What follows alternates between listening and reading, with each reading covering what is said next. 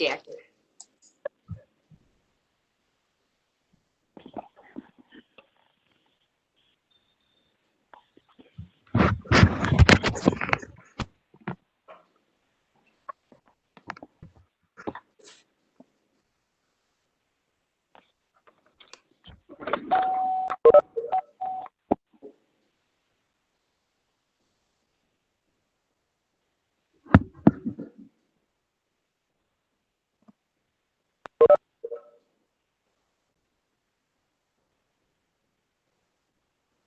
Be Terry?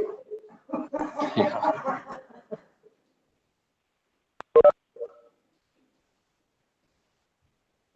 Your own party. Your own party.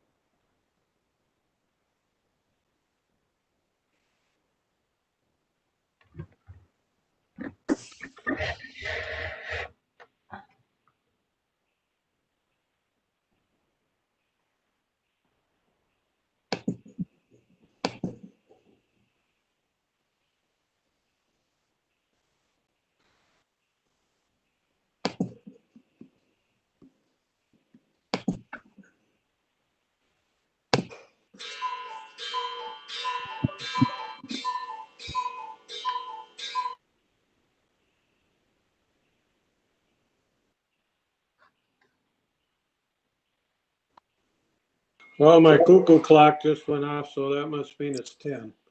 So before we call the meeting order, I got some information here. This meeting will be in person and via WebEx, phone conference, streamed, and live on the internet. No more than 2 county commissioners will be present at the meeting room. Public may join the meeting via WebEx, in person, or the meeting room, or watch a live stream. If joining the meeting in person, total number of persons, including commissioners, cannot exceed 10, and social distancing of at least 6 feet will be in effect. The governor of the state of Minnesota has issued Executive Order 20-01 declaring a peacetime emergency and coordinating Minnesota's strategy to protect Minnesotans from COVID-19. On March 24th, 2020, the Pine County Board of Commissioners declared a local emergency for Pine County. Based on these conditions, the chair of the Pine County Board of Commissioners has determined that the requirements of Minnesota Statute 13D.021 subdivision 1 have been met, and it is not practical or prudent for all members of the county board to meet in person. The public is invited to join the meeting in person or remotely by phone, and the numbers are listed, or watch it on live stream. We will now call the meeting to order, and we will rise for the pledge. I pledge allegiance to the flag of the United States of America, to the republic for which it stands, one nation, under God, indivisible, with liberty and justice for all.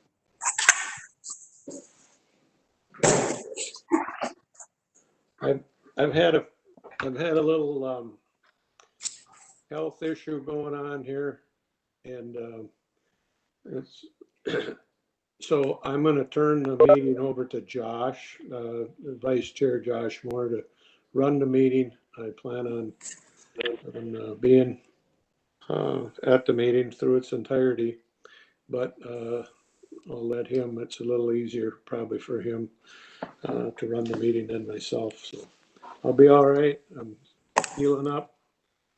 It's not a COVID related issue, so that's good. I did have some surgery, and the surgeons are convinced that they're what they did was what they needed to do, and it took care of everything that needed to be taken care of. So, Josh, we'll let you carry on. All right. Well, thank you, Mr. Chair. Hopefully you get better soon and take my job back away from me. But so the first thing we'll get into here is former Pine County Sheriff Steve Havistow passed away on July 14th, last Tuesday. He had almost 20 years in with Pine County, was sheriff for 8 years between 1994 and 2002. So I'd like to just take a quick moment of silence for him, and we'll go from there.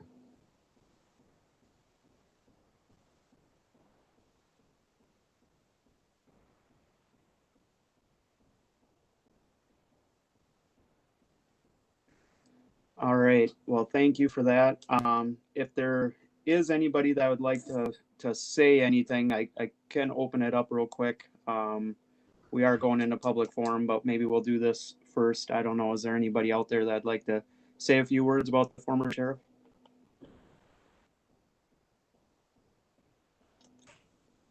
Okay. Well, go ahead. Yes. So I guess I would like to acknowledge Steve and who he was as sheriff. He was actually on the interview panel when I applied, so somewhat responsible for bringing me here. And so I need to thank him for that. And also, as we've been talking about who he was as a sheriff, it became clear how much he really did care for the county and the position of sheriff.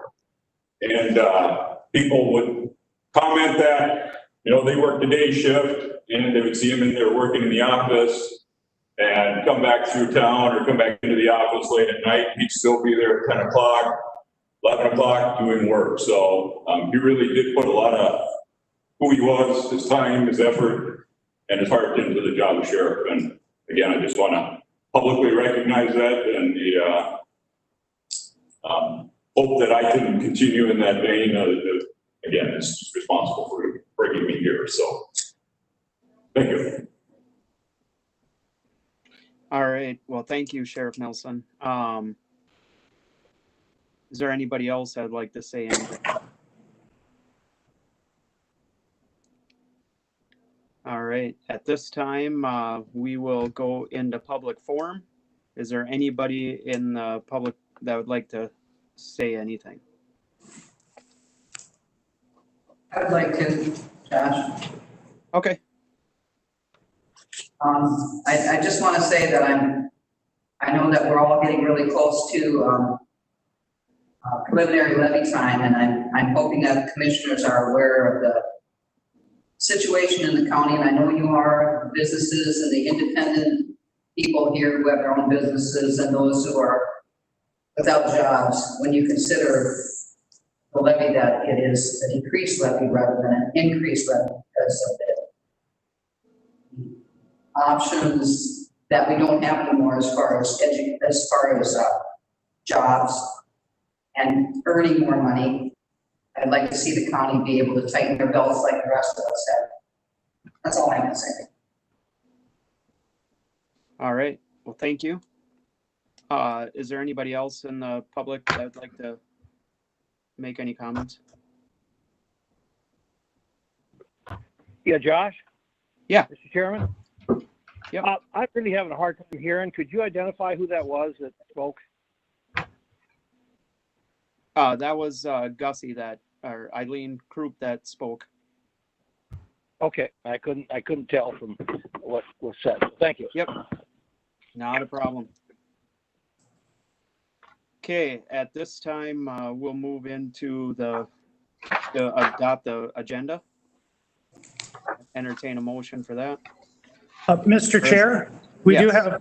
have two additions, a part-time dispatcher or two part-time dispatchers, if we could add those to the agenda as 6C and 6D.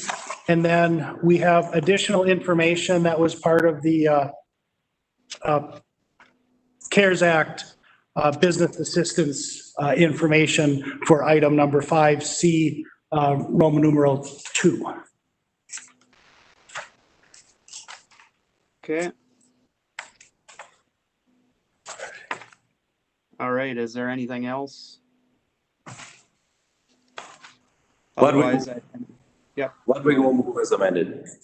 all right. Holland seconds. Okay, is there any other discussion? Okay, the clerk will call roll call vote. District 2, Commissioner Moore. Aye. District 3, Commissioner Shafee. Aye. District 4, Commissioner Ludwig, Commissioner Mickright. Aye. District 5, Commissioner Ludwig. Aye. District 1, Chair Holland. Yes. Thank All you. right. Okay, we'll move on to E, approve the minutes of the July 7th, 2020 County Board meeting, minutes and summary for publication. McGraw move.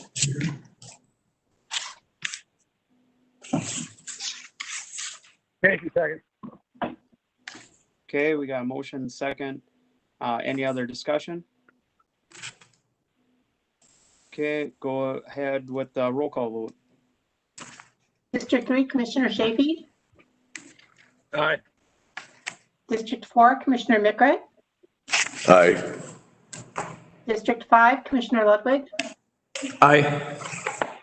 District 1, Chair Holland. Yes. District 2, Commissioner Moore. Aye. All right. F is the minutes, boards, reports, and correspondence. Pine County Zoning Board minutes, May 28, 2020. Lassard Sam's Outdoor Heritage Council, Habitat Conservation Projects. Pine County Chemical Health Coalition minutes, July 13, 2020. Ludwig will move. McGraw second. All right, is there any other discussion? Otherwise, the clerk will call the roll call vote. District 4, Commissioner Mickright. Aye. District 5, Commissioner Ludwig. Aye. District 1, Chair Holland. Yes. District 2, Commissioner Moore. Aye. District 3, Commissioner Shafee. Aye. All right, move on to the consent agenda with the additions.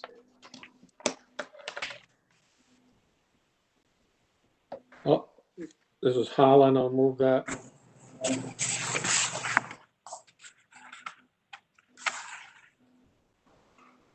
Chafee, second. Okay, we got a motion by Holland, Chafee second. Is there any other discussion?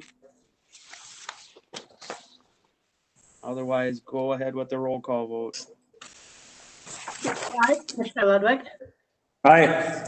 District 1, Chair Holland. Yes, District 2, Commissioner Moore. Yes. District 3, Commissioner Chafee. Aye. District 4, Commissioner Mickrick. Aye. All right, we will move into the regular agenda. Recognition of retirement. Recognizing of the County Attorney's Office Manager Terry Jensen on her 25+ years of service to Pine County. Is the county attorney taking this one, or? I am, yeah, good morning. Or- Can you hear me well? yeah, Sure, I have Terry in the room here with me. Hi. So Terry Jansen is retiring. Her last day is July 31st, the end of this month.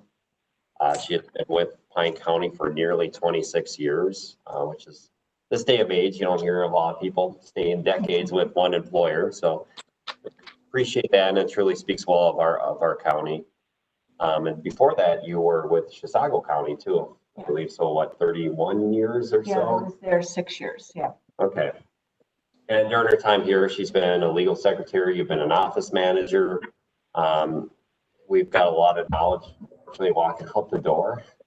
Sad to see that. I'm honored and privileged that you stuck around when I became county attorney, and you were with John Carlson for all those years prior. Yeah. Appreciate that. And Terry's been, a great employee for the county, but she also serves Pine County in a greater capacity to demonstrating the professionalism of our employee. As she's also, you've been president or chair of the cooperative. And Yeah. so that speaks highly of the knowledge that we have, and really a lot of people have complimented me on your service with that. And it really speaks well of Pine County, and it shows what our employees are engaged here at work, but also in activities beyond that. So in recognition of your retirement, I've got the famous Pine County clock, and this one says for 25+ years of service to Pine County, Terry Jansen. And we wish you well on your retirement. Terry, it sounds like we're losing a citizen in Pine County. You're actually leaving our county and going out to the Black Hills. And Yeah, yeah. got a place there, so. Sounds like our house sold yesterday. Okay, so congratulations. Yeah. Thank you. Thank you very much. thanks Terry for all you've done for us. Yeah, Thank you. thanks, Terry. You will be missed, and good luck out there and have fun. Thank you. We hope to. Thank you. You have to put us up when we come driving through. Well, that's what I'm told, and there's plenty of room. Okay.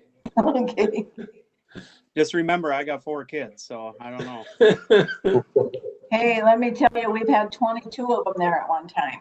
All right, awesome. There you go. All right, Thank you. thank you. All right. We will move on to number 2, Personnel Committee report. Who's taking that one? Steve, do you want me to take it? Well, I don't have an agenda, so I'm gonna have to let you. My iPad was dead this morning. I don't know what happened, but so I don't have it, so you'll have to do it. Okay. Sorry. No, that's fine. We met June 14th, and these are the following recommendations that came out of our committee meeting. With Health and Human Services, we acknowledge the retirement of Child Support Officer Claire Nelson, effective August 28th, 2020, and authorize the backfill of that position and any subsequent vacancies due to internal promotion or lateral transfer. And we approved the recruitment for open adult protection social worker position that was vacated on March 2020, and we held that open due to unknown impact of caseload and the budget-related issues with the pandemic. And then allow any backfill of subsequent vacancies that may occur due to internal promotion or lateral transfer to that position. In Sheriff's Office Dispatch, we acknowledge retirement of lead dispatcher Marcella Danielson effective June 30th and authorize backfill of that position and any subsequent vacancies due to internal promotion or lateral transfer.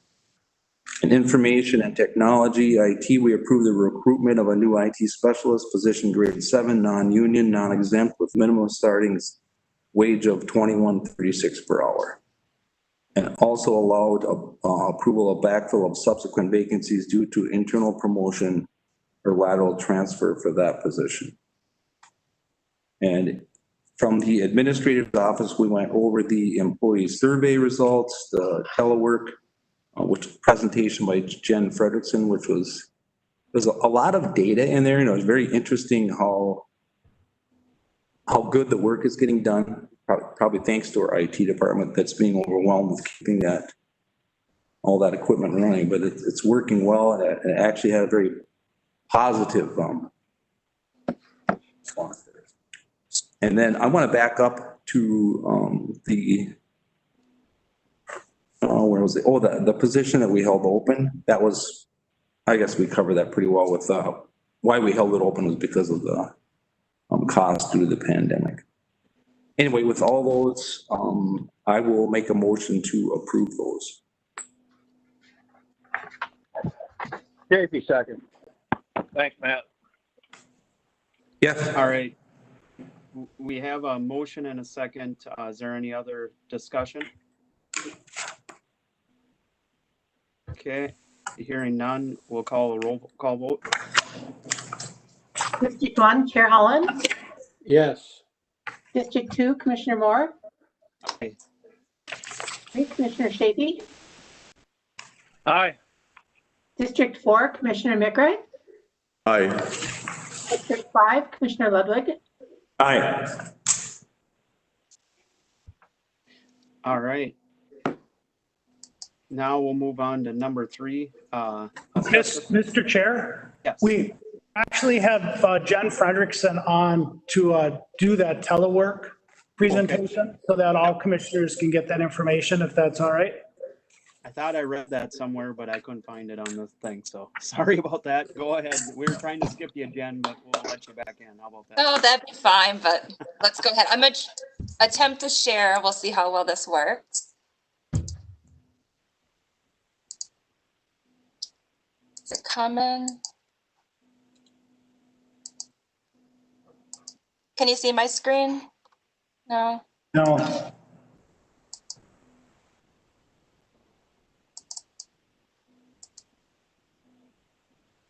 We've got it now, Jen. Wonderful.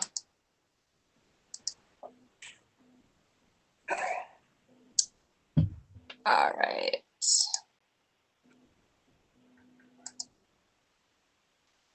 All right, so first I'm going to start with a little background.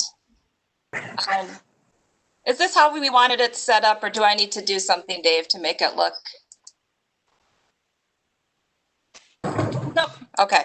A little background on this survey. There was a team collaboration for this. So there was 4 of us in it, and I'd like to thank Andrea Anderson, Molly Benoit, Sherry Johnson, and then there was me.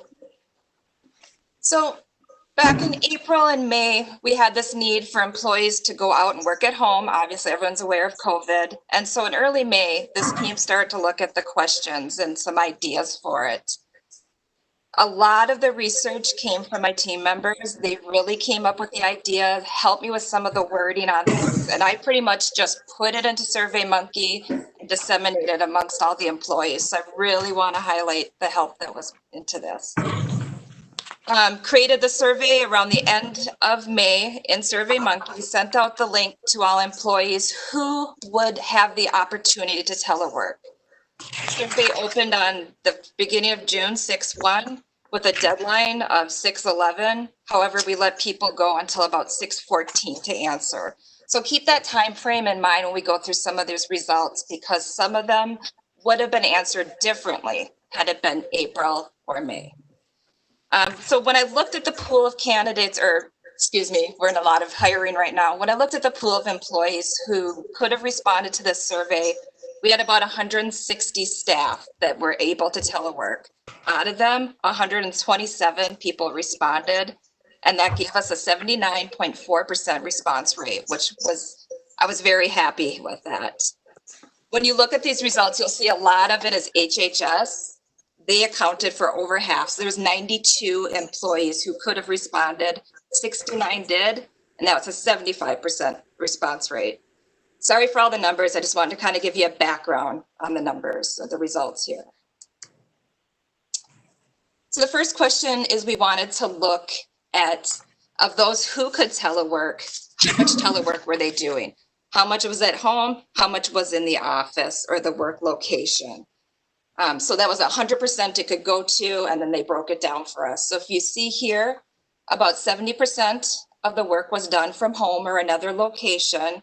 And then about a number, 31% was done at the work site. So again, these are people who were teleworking. The next question, please answer this statement. I have access to things I need to succeed at work when working remotely. This is really where it comes in that IT and managers did a great job. If you look at the numbers that have agree and somewhat agree, people felt that they were sent home or sent off to work telework with the items they needed. So we have, what is that, about over 80% here that felt that they had what they needed. The next one is if they didn't have what they needed, they're aware of the process to request the items that they needed. I said they didn't have, if they didn't or did have, they just knew of the process. So if you look, people heavily agreed with this. So a good job to the managers too, working with people. How productive do you feel working remotely compared to the work location? This is where some of the really positive information started to come in. If you look, very productive, more productive, the same, all kind of came in about the same. And for the quick response, the quick dissemination of people, these are very good results because they were sent home rather quickly and were able to adjust and not just work at home, but be productive at home. How easy or difficult is it for you to work effectively remote? I have the same question in the same vein. So it's very easy or somewhat easy for people. And I've said it over and over again, I'll keep saying it, but this really shows IT and how good Pine County's IT is, that they could get people connected and on their computers. When I mentioned the time frame, I gave you the idea of when we did the survey compared to the time frame when people were being sent home. This is one of those that if it was done in April or May, there might have been some different results where people had a few more issues getting connected. We all know how big Pine County is, and the internet is not the same throughout the county. These questions that I'm going to be showing here now there was a lot of answers and responses. These were free, they could fill in freely. So what I did was kind of pooled them into same categories to let you know where the greatest numbers were. So for this one, what tool or piece of equipment has helped you more productive? It's going to again be those laptops, the cell phones, the hotspot or internet access. I can't speak as well as this. IT or some of the managers could, but people who didn't have the internet access at their house were able to get these hotspots and able to adjust and work from home. Which tool or piece of equipment would make you more productive? Again, if this was earlier, we might have had some different responses. People were set up and more comfortable at this point. So they had their computers, they had their phones. Now they're looking for those little extras that would have helped, like a printer, a fax machine, a scanner. Monitors were big, second monitors. A lot of people are used to working with 2 monitors. Monitors I know are important for people for ergonomics as well. You still see the hotspot or the internet access come up, but the numbers are really quite low on what people felt they would need to work at home compared to what they had. This question was looking at if you were teleworking, how comfortable could you maintain working at home? And if you look, it was very high, almost 80% of people who felt their job could indefinitely be from home. And just with everything that people are looking at, all the different options Pine County is going through right now for location of workers, just remember that a good portion of these were the HHS department, or was the HHS department.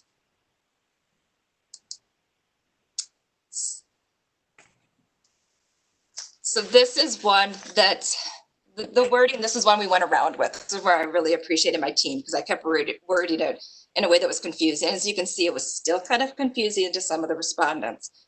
But what this was looking at is all these modifications we made that we adjusted to for teleworking or for how we're going to interact with the public. What would we like to continue when normal comes about? So if we ever get back to the way things were. And if you look, a lot of people really liked the remote working or a flexible schedule. If you see part-time was preferred, people really feel they need to get into the office. But then there was also 18 people who wanted to do full-time remotely. And then some of the other ones that flowed through here were a little bit more about how to assist them while they worked at home.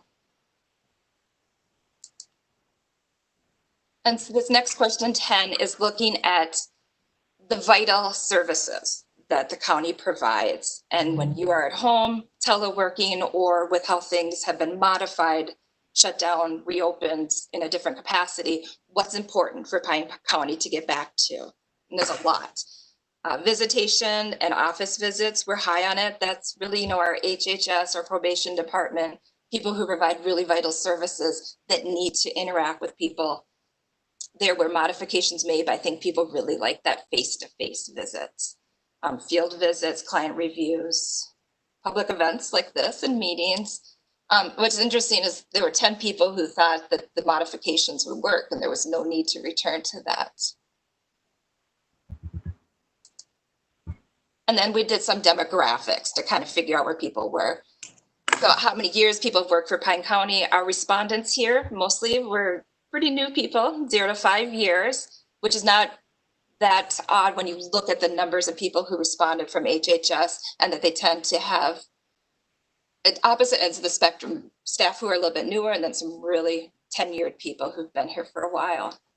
We appreciate all of them. And then department, if you look at this again, I keep saying it, but you'll see that Health and Human Services had a really high response rate. And they also have a very large number of employees, so it makes sense. Primary work location, South Pine Government Center, courthouse were the primary responses. But then coming in third, there was the North Pine Government Center. Those are all the questions I had. Does anybody have any questions at all?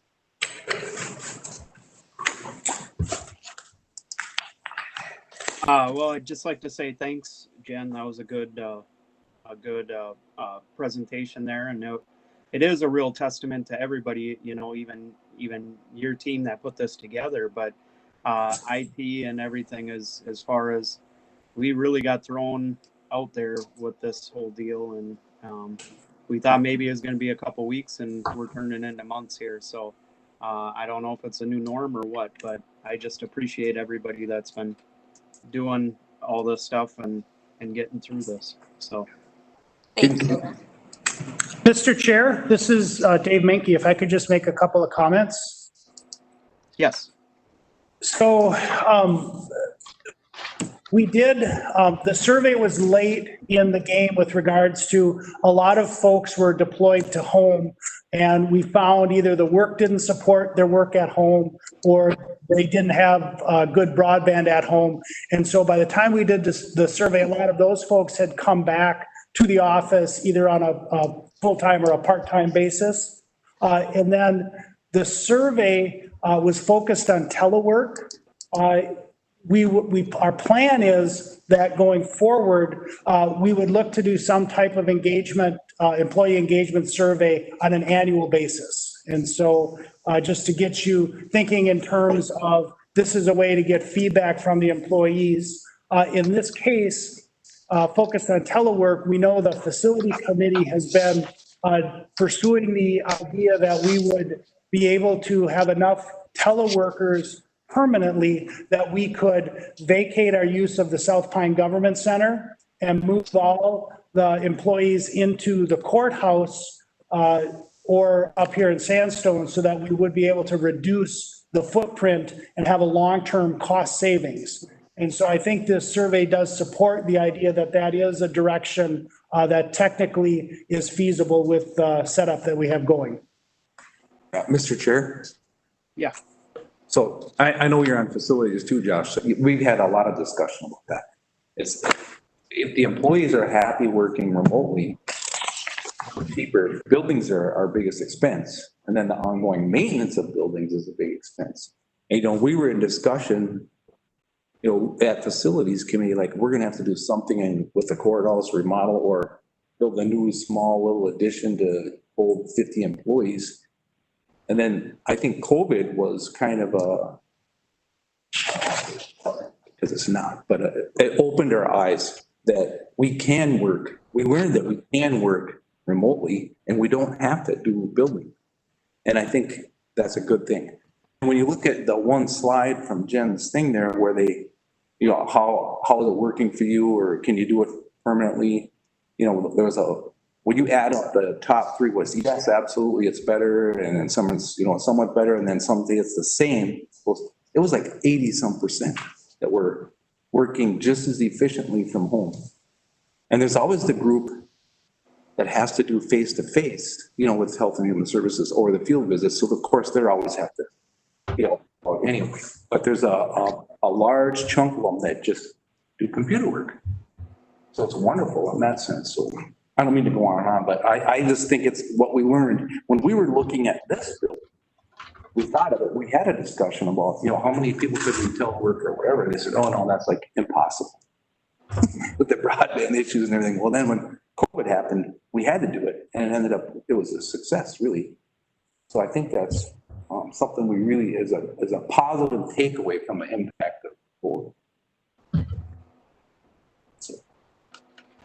Yeah, no, I definitely think if there's a lot of negative, we are pulling some positive out of here and making lemonade out of lemons, or whatever you want to call it. But we've learned a lot in the last couple months of what we're afraid to do and what you have to do, I guess is what it is. And when you have to do it, it works. And it was kind of an experiment that seems to be working out pretty good. So again, I'd like to thank everybody. Yeah.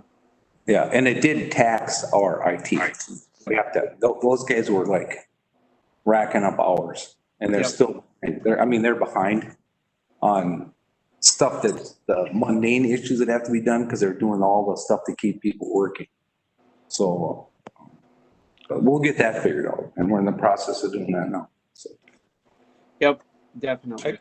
Mr. Chair, also, I think the work we've done with AMC to look at some of the waivers that were provided to Becky and her crew and all HHS people across the state helped us do this transition tremendously. And we'll have to keep all of those in mind as we move forward too. But I think we're not the only ones in the world, certainly not the only ones in Minnesota that are doing what we're doing. I think overall we did as well as anybody in the state as far as deploying people to non-office workspaces. And I don't think we can say enough about the supervision part of it, how our supervisors handled that. I think was amazing. How our IT did, we understand that, but we went from basically an office setting to now I have employees that are scattered all over the county. How do I handle this? And apparently it's working quite well. One of the discussions we've had at AMC is that this kind of changes our dynamics in our going forward process as we hire people. If somebody can work from home, does that mean they're home? When we hire somebody to work in their offices in Sandstone or Pine City, they kind of have to be in a reasonable distance of either one of those facilities to get to work. If they're working from home, do they have to live within 50 miles of Pine County, 500 miles? I don't know what that answer is, but those are some questions I think as we go forward we'll have to deal with. But just a really big hats off to the workers, and I want to single out the supervisors for making this all work. Mr. Chair. Yeah. To that last point, there's a lot of work happening on the policy that has to be established so people can, there's going to be a written policy that the employees have to sign into. And so a lot of that work, like Steve was just talking about, where they can live and how, that'll all be worked out. Okay. Sounds good. Does anybody else have anything else to add to that? Okay, we will move on to assessor reappointment. Consider the reappointing Lori Hutzma as the county assessor for the term of January 1st, 2021 to December 31st, 2024. Kelly, are you taking this or? Yeah, Mr. Chair. So this is Kelly Schroeder, County Auditor Treasurer. So you have before you today a reappointment request for Lori Hutzma, County Assessor. It in statute every 4 years, the county needs to reappoint their assessor. And so you have it before you today. This term would be from January 1st, 2021 through December 31st, 2024. And so Lori's been serving in that position since January of 2019. And I think, in my opinion, doing a wonderful job. Yes, I would echo that. She's had a real tough market, I guess, a market not tough but good, but we've seen a lot of increases in the last couple of years. So she's had to field a lot of that stuff.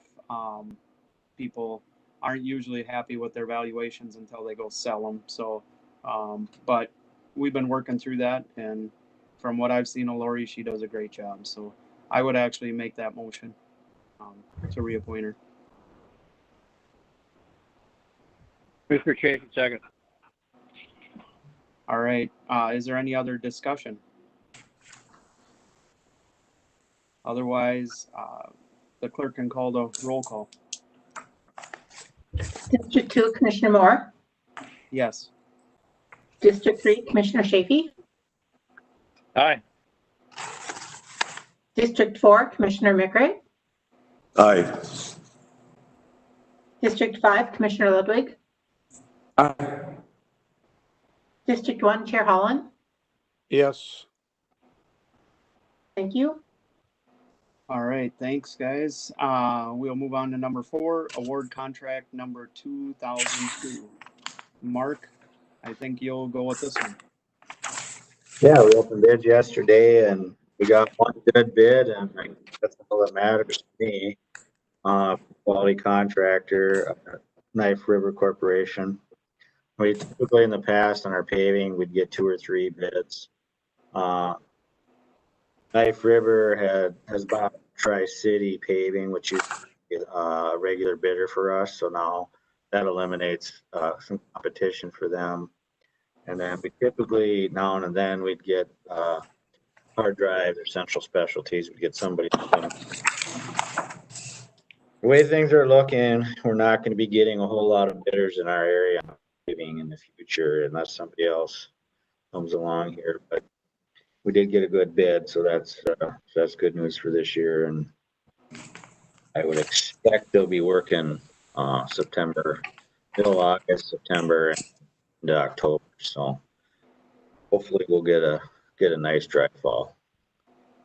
And I would recommend awarding to Knife River for $3,933,387.09, and that's just a little over 10% under the engineer's estimate. Mark, a couple of questions I have is, how many bidders did we get? Was it one? That was it. Okay. Yep. But yep. it was under Yep. estimate. So, Yep. And then do you foresee the trend right now going down, or is it? I know a couple years ago or last year everything was real high, and I know it's cycles, but is it what contributes to that? I guess. I mean, this is Well, a they big can, job too, or a lot, so. yeah, it depends on how much work they got. That's probably the biggest thing. And we've been able to kind of hit them at the right time, usually this time of year, because there's some contractors looking to fill their schedule out. So you either got to have bids in very, very early in the year, or maybe more this time of the year. Very early, everybody's looking for something, but then everybody fills up their schedule for the prime time, and then people are looking for summer and late or early fall work. So we hit that good, but I know hard drives got bought out a couple times. They've switched ownership, and they're maybe more focused on metro area work now. But I think MnDOT's work is kind of drying up here. They had some big projects the last few years, and so we'll look to maybe draw in other paving contractors from up north, or there's some in Brainerd in those areas. So word will get out, because if there's money to be made, somebody's gonna give us a bid. So. Mhm. All right. So we need a motion. I'll make that motion, Josh. All right. Ludwig will second for 2002 contract. Okay. Is there any other discussion on that? Otherwise, go ahead with the roll call vote. District 3, Commissioner Shapey. Aye. Aye. District 4, Commissioner McRae. Aye. District 5, Commissioner Ludwig. Aye. District 1, Chair Holland. Yes. District 2, Commissioner Moore. Aye. Thank you. All right. And Mark, are we looking at this work getting done? Did I hear you say mid-September? They're supposed to start mid-August. Okay. So down in this base, they're supposed to start on Main Street. Okay. And I would assume they'll get the rest of the ones in Rock Creek done and then head north. Is Main Street, is that like they should knock that out pretty fast, shouldn't they? I mean, They got those ADA ped ramps and things like that to put in, and some manhole repair work and stuff like that. So kind of depends on how quick they can get a subcontractor in for that. Okay. So they'll be blacktop on the first day of school, then you're saying? Usually we'll start the first day of school. If there won't be school, we'll luck out for me. Yeah, we'll see. That's usually when they paint the crosswalks, Josh. Yeah. Mark, Mr. Chair. Yeah, go ahead. Mark, when is the work on County Road 30 Wolf Creek gonna start? That should be starting here. We'll probably have a pre-con next week, so I would think within a few weeks. Depending on which one. There's three culvert projects tied together, so I'm not sure which one they'll start first. But that'll be, I'll know next probably the end of next week what their schedule is on that project. Are you gonna run the detour 48 and 32 then, or how are you? Or for those people at least? Yeah, well, I can't remember if there was one on the plan or not. I'll take a look. Okay, yeah, whatever. Okay. Oh, and then 52 up there, we're finishing the sand on that project. So I would expect in the next couple of weeks it'll be gravelled and things will be wrapping up on that. So. All right. Well, thanks, Mark, and hopefully we keep coming in 10% under. That'd be awesome. Yeah. All right, we will move on to number 5, coronavirus response update. Kathy Wills, Director of Food Equity for Family Pathways. Kathy. And Mr. Chair, this is Administrator Minke. If I could just maybe frame this up a little bit, because there's a lot in this agenda item today. So we've talked several times about the CARES Act, and I think we're at the point where we are ready for the county board to make some decisions and give us some direction. So we have 3 speakers on the line today to kind of talk about the piece that they would help with. And as you were saying, Mr. Chair, we have Kathy Wills from Family Pathways who will talk about the food support. We have Dawn Beesman from Lakes and Pines who will talk about the housing assistance. And then we have Don Hickman from the Initiative Foundation who's going to talk about our partnership on the business assistance piece. And then after they have all, talked about their piece of the program, and certainly they can answer any questions the commissioners might have. We also have Sam Lowe on the line to give the general public health update. And then she also wants to talk about some ideas for testing in Pine County. And then after that, if you have enough information, I am looking for the direction on kind of the division of the funds, which one is laid out in the packet. So either use that as a base or modify it. And then some direction on the business parameters, if what was in the additional information is the direction you want to go with the business assistance program. And then I'm looking for a delegation of authority to enter into agreements with these partner organizations to actually do the implementation. So if that is kind of framing it up, if we want to go back and have Kathy maybe introduce herself and then work through the speakers. Sounds good. We've got the weird feedback. Okay. Thank you for having me. I am Kathy Wills, the Director of Food Equity for Family Pathways. I have been approached by Pine County to help out with their CARES Act money, and we have talked about doing 4 separate programs in Pine County weekly. So there would be one in Pine County, one at Pine City, one at Lake Lena, one at Ascove, and one at Hinckley. So in the course of a month, there would be 4 different distribution spots. These distributions would be held August through November. So we would have 16 actually different distributions during that time. We have roughly talked with Second Harvest and we're figuring about 350 families per week. And how the distributions work, if you're not familiar with it, we usually take a parking lot and people line up in their cars. We ask them the number of families that they're picking up from. They can pick up from 1 to 3 other various families.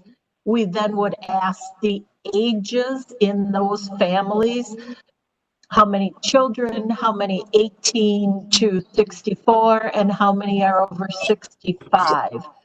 Is this the first time for them, or have they gone to any other distributions such as the food shelves or Ruby's Pantry?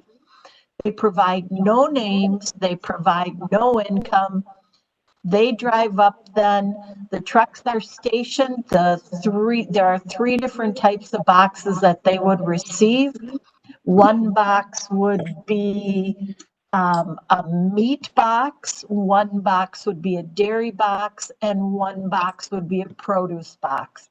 We would have volunteers at that point that then will load the 3 boxes or how many families they're picking up for into their car. They do not leave their car and then they drive off. It's really, we're trying to do no face-to-face, but it's kind of an amended face-to-face. And then we would host them throughout the months, August through November.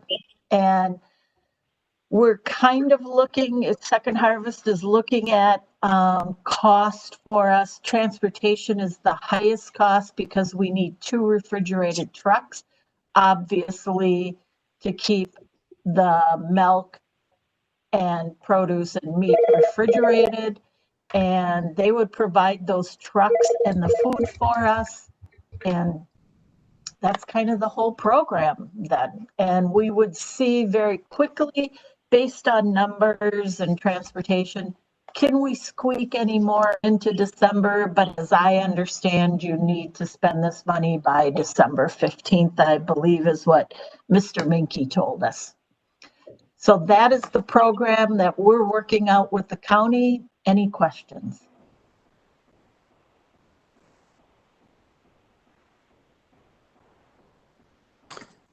I don't have any questions. I don't know anybody else. And just before we move on to Don, that date, the end date has moved and it's now December 1st. Originally it was the 15th, so just so we all have that in mind. And so Dawn, if you are ready. Yes, thank you for this opportunity. Pine County staff approached us. We worked quite frequently with Health and Human Services staff for many of the programs that Community Services provides. I am Dawn Beesman. I work for Lakes and Pines Community Action Council in the Community Services Department. I manage the outreach program, so SNAP, MNsure, but I do have experience in the housing department. I was previously the manager of those programs, so hopefully I can answer your questions.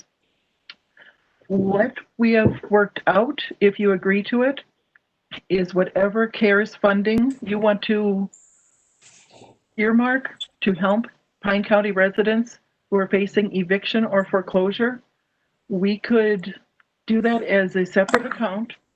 We already know how to provide eviction and foreclosure prevention assistance. This wouldn't be helping folks that are long-term homeless.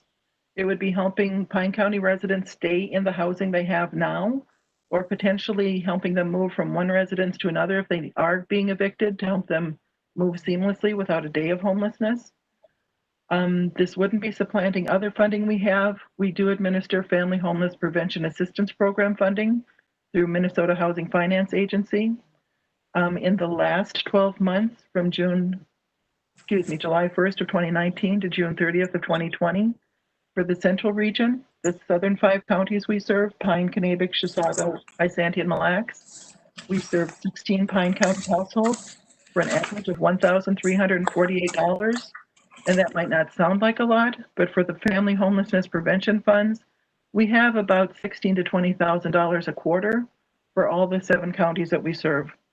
And the way the state is split up, the southern 5 counties we serve that I just mentioned are in the central region.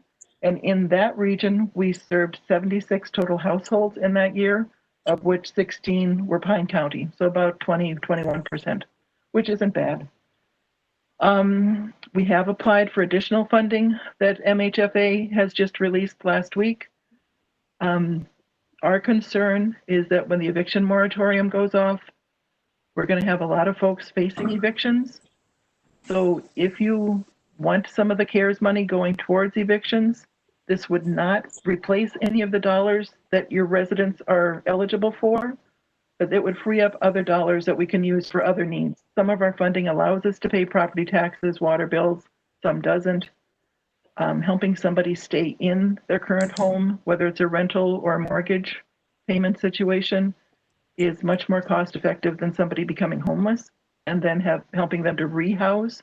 That always costs so much more.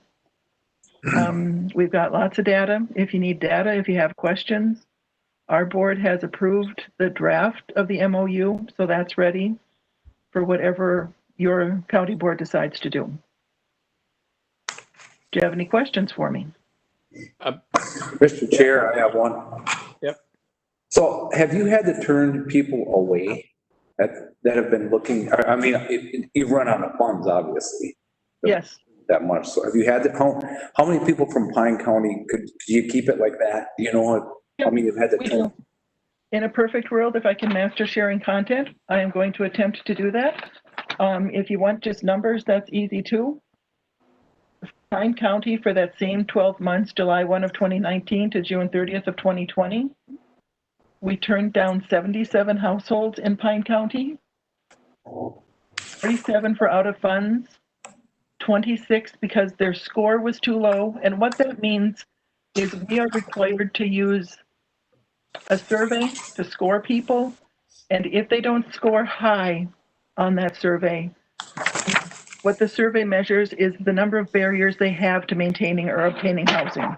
The folks with the most barriers are more likely to get assistance. So if you just, hey, I broke my leg, I can't work for 8 weeks, I need help. Unfortunately, those are the folks we have to turn away because our funders that we have now obligate us to help the folks who I broke my leg and I've been dealing with another disability and I have domestic violence in my background and I have a family member with criminal history. Whichever households have the most barriers are the ones we have to help first with the money that's available. So those 26 folks, households with low scores, might have only had 1 or 2 barriers to maintaining housing. So they never hit that threshold before we ran out of money. One household owed too much. I believe that one was they were like 3 or 4 months behind on their mortgage.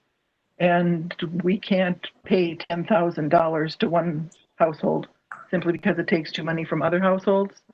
And one household that requested funding was over income. One thing I do want to share is as soon as the word gets out that Old Lakes and Pines is out of prevention funds, the calls stop. I don't know how that grapevine works, but it is amazing because we can literally send out a notice to the counties of, hey, we're out of prevention funds. Well, and prevention funds come in every quarter. So the first of every quarter, we get new funding. We know it's coming in. We can't hold a file and say, hey, you're eligible on June 1st, but the money's not going to be here till July 1st, so just wait. Because that is contrary to what an emergency housing, if they can wait for a month, we can probably help them figure out a different solution. Whether it's negotiating with the landlord or there's something else. It's no longer an emergency if they can wait for a month. So once the dollars come in that first week of the quarter, they're usually gone within 5 weeks, sometimes sooner. Thank you. Yep. Don, Steve here. Yep. Do you have a list of suggestions of what we should be doing? We had a meeting a week ago with David and with Becky Foss. They have a pretty good idea, and that's where we narrowed it down to focusing the funding on preventing homelessness rather than we have about 8 or 10 funding sources to help folks who are facing homelessness or are already homeless.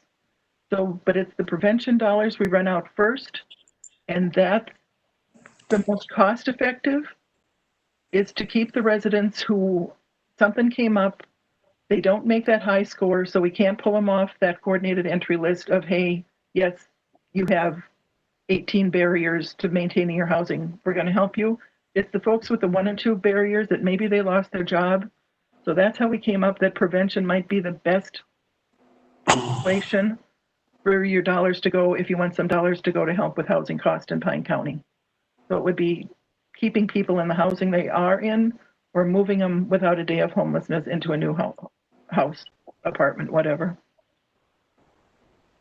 And if I understand this right, all this program, the funding has to be spent by December 15th, correct? December 1st. Yep, we're December aware of that. 1st, yep. Yep. We don't think there will be a problem with that, especially if that eviction moratorium comes off. We've been advising folks to pay your rent, even though there is a moratorium on evictions. I don't know how many folks had the funding to do that. Okay. And if the ones who were unemployed and getting that extra $600 a week unemployment, if that goes away, it's going to be a very challenging fall for people to maintain their housing. All right. Well, thank you. Is there any other questions for Don? All right. Okay. Thank you. Thanks again. We will move on. So next up is Don Hickman with the Initiative Foundation. All right. Good morning. Can you hear me? Yes. I'm not very WebEx that I have the Don Hickman, I'm the Vice President of Community and Workforce Development with the Initiative Foundation, Little Falls. I suspect you all know us. We're a 14-county regional community foundation. We give lending to entrepreneurs to create living wage jobs, and we do a great deal of grant making. Administrator Minke reached out to me about 3 weeks ago to explore whether we would be willing to host a process to award your small business development grants. You'll read in the paper that we're about to deliver on 750 some business grants through deed right in the coming 2 weeks. And when he first reached out to me, I said, as long as you promise your process will begin after we get those $7.5 million out the door, you bet we'd love to work with you. We're expecting all hands on deck here for the next 2 weeks. Administrator Minke shared with us a template he had found from a community in Virginia as one that came very close to the desires of your board. And we have created a draft application form modeled on that one. One of the things two things we're trying to achieve in doing this. One is to keep it simple as possible. In many respects, almost self-certification, so that there's very little back office validation or verification. It keeps expenses down, and it's simple enough that you're not going to scare away legitimate businesses based in Pine County that need your help. The other goal of this process was to largely reimburse expenses already incurred. And the reason for that is then no one needs to be assigned to, after the fact, follow up and assure that they were eligible expenses. It really streamlines your process and makes it clean for businesses. I'm very, very confident that at $10,000 per business, any business that you would wish to support will have already incurred that magnitude of expenses. We're just trying to help make them partially whole again by reimbursing them for those expenses. We were envisioning going live with your application in early August, and while my accounting department might shudder at this, I believe we'd have all the checks in people's hands. Obviously, you don't know how many applications yet. One of the that you've currently budgeted $500,000, and that you'd have some options. Prorate, if you have more applications than you can for $10,000 a pop, you could for those, or based on the data you'll collect through the portal, but also prioritize certain sectors or magnitude of harm that businesses have experienced, or whether they've received assistance from other partners like the deed cycle. In fact, one of the unintentional benefits of you following deed is you'll know who won the deed lottery and got grants from deed. But you'll have data in front of you that you can then just prioritize or make a decision to allocate your initial $500,000 commitment. Administrator Minke, what have I left out that you'd like me to highlight?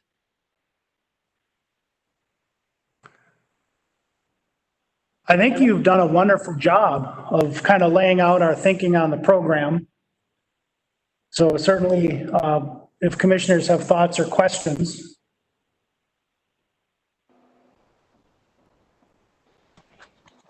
My question, David and Don, is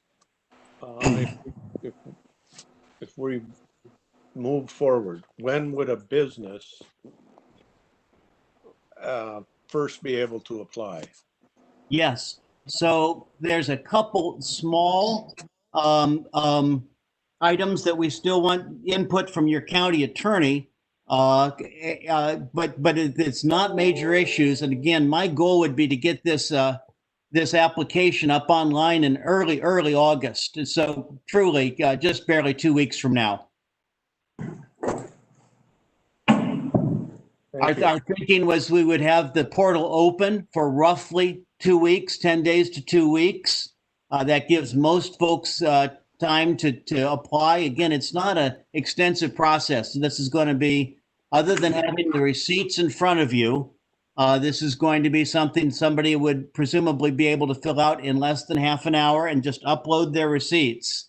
And truly, once we close the portal, unless they've made mistakes, we should be able to process those pretty quickly. David and I have joked about the fact that inevitably there's something that we didn't think through. Let's say 5% of the applicants are in a gray area. They're not clearly ineligible or eligible. We'll need to put our heads together with his team and figure out how we want to handle those.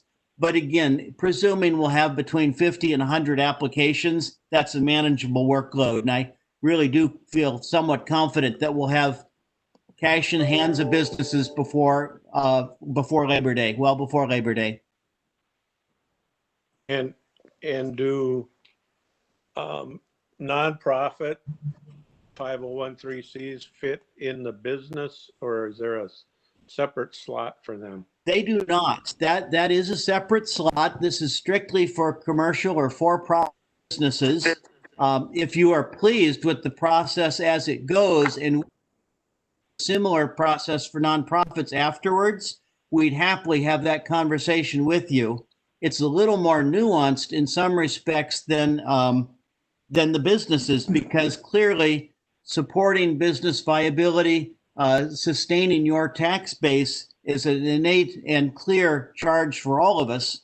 Once you get into the nonprofit sector, and I'm a big fan of using it for non to decide, is it for all non?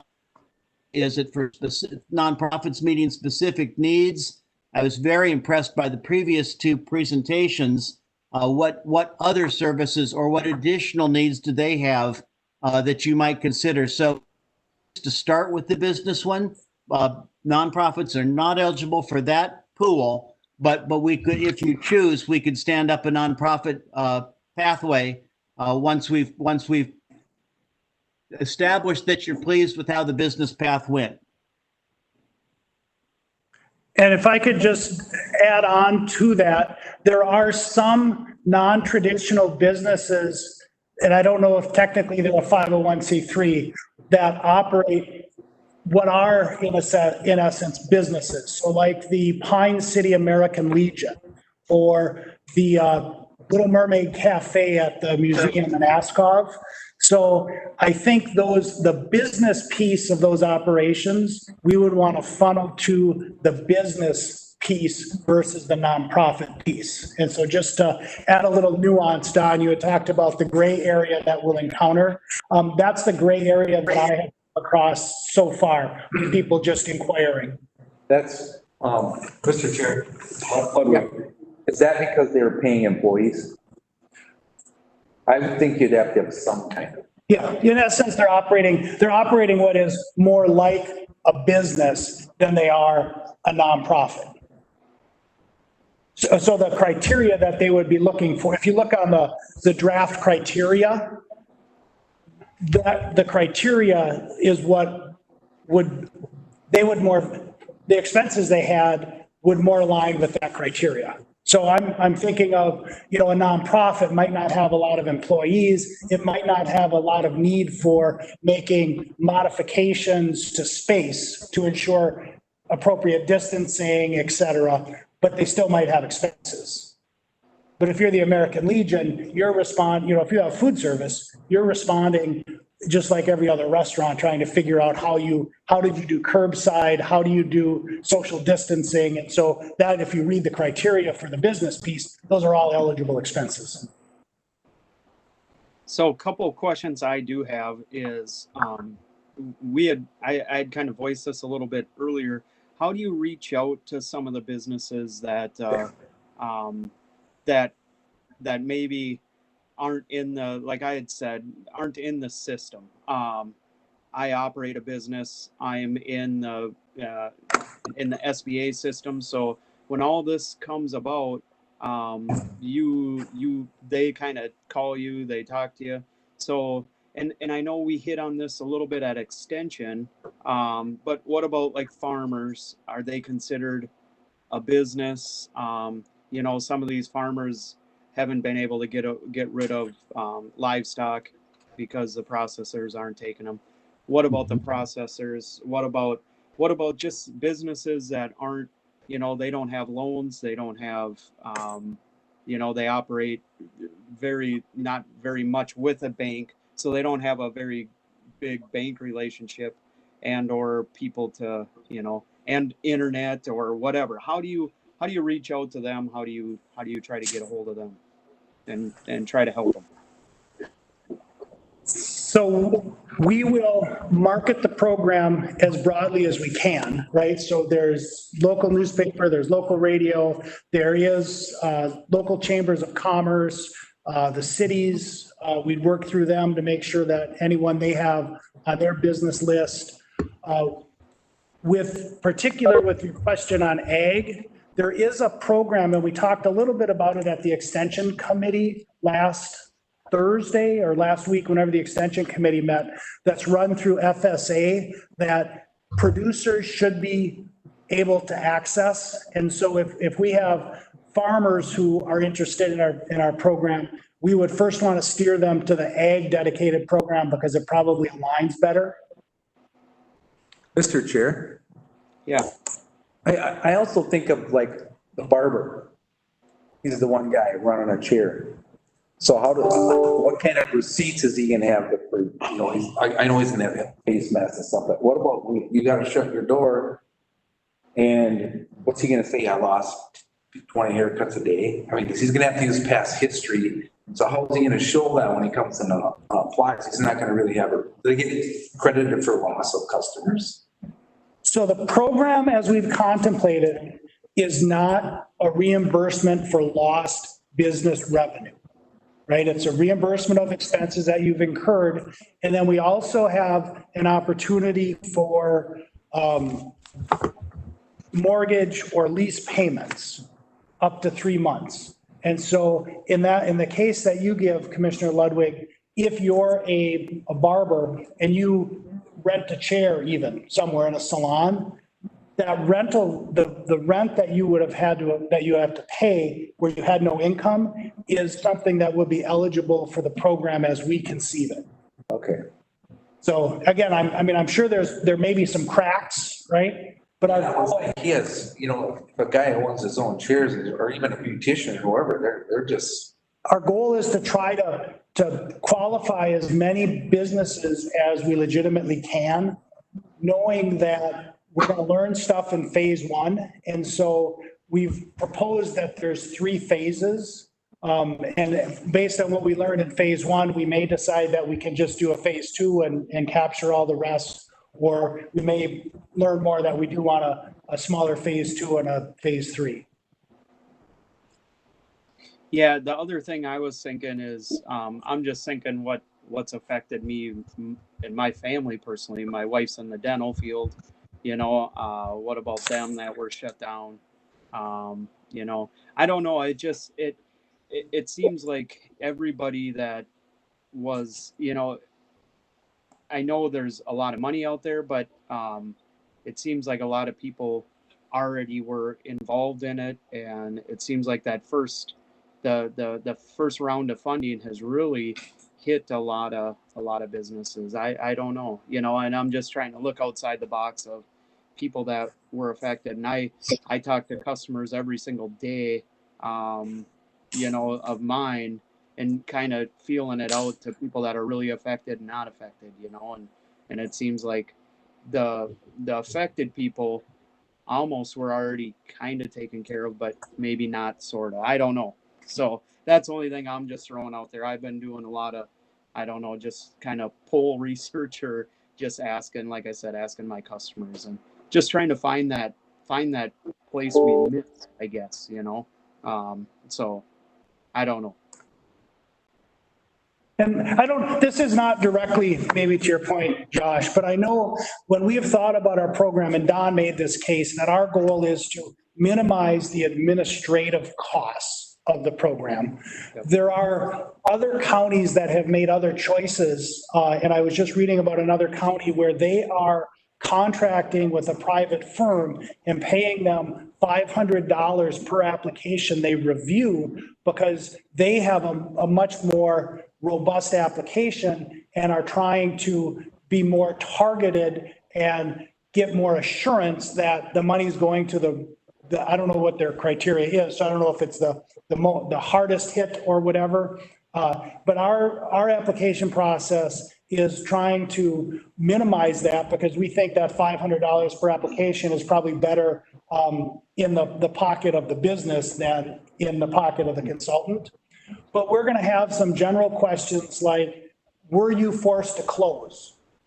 And so that if we have $500,000 identified and we get $1 million of requests, we might be able to do a sort and say, well, let's start with the businesses that actually had to close. What does that look like?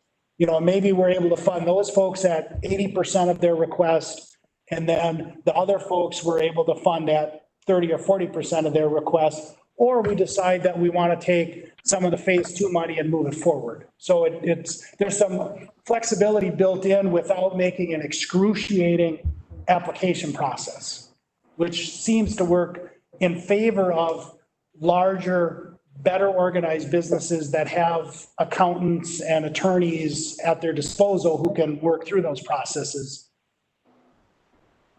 Yeah, I agree. I agree keeping it as simple as possible and not having a lot and in the administering this stuff too. So I just been trying to think, I mean, you know, like Matt had said with a barber shop or a hair salon, you know, are them people that rent them chairs necessarily an employee or are they their own, you know, because that kind of gets into a gray area too, you know, they flat couldn't operate. Are they operating under, you know, a private contractor under the hair salon renting a chair, or are they, you know, so that's just, I don't know. I'm just thinking out loud kind of and trying to brainstorm some way of trying to get this to people that really need it, I guess. So I appreciate everything everybody's been doing though. Okay. Any more on that, or do you want to keep going, David? Yeah, if we have Sam Lowe on the line, the community health administrator, and so she can give kind of the numbers status update for the coronavirus and then talk about testing and some options for mobile testing in Pine County. Okay. Hello, Sam Lowe, Community Health Services Administrator for Pine. Just to give a super brief numbers rundown for you. Pine County, we're sitting at 117 cases. So knock on all the wood, not a huge massive influx of cases coming our way, just a kind of a slow, steady couple cases every day or couple days.